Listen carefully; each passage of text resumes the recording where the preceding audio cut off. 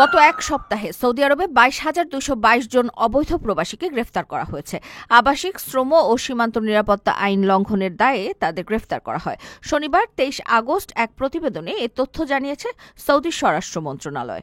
এদের মধ্যে 13,551 জনকে আবাসিক আইন লঙ্ঘনের দায়ে অবৈধভাবে সীমান্ত পাড়ি দেওয়ার চেষ্টা করায় 4,665 জনকে এবং শ্রম আইন লঙ্ঘনের জেরে আরও 4,006 জনকে গ্রেফতার করা হয়েছে।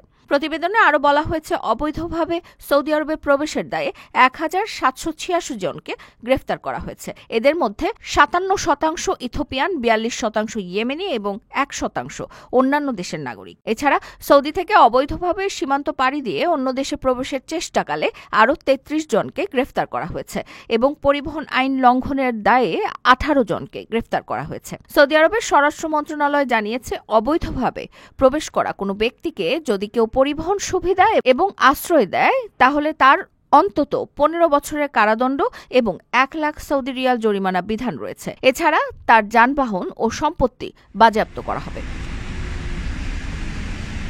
আপনার স্বপ্নগুলো আকাশ ছুবে প্রবাসীর হেলিকপ্টারের মাধ্যমে। বিয়ে, জন্মদিন অথবা যে কোনো বিশেষ প্রয়োজনে হেলিকপ্টার ভাড়া করতে যোগাযোগ করুন স্ক্রিনে দেয়া নাম্বারে। প্রবাসীর হেলিকপ্টার, নিরাপদ ও সাশ্রয়ী বাহনের বিশ্বস্ত নাম।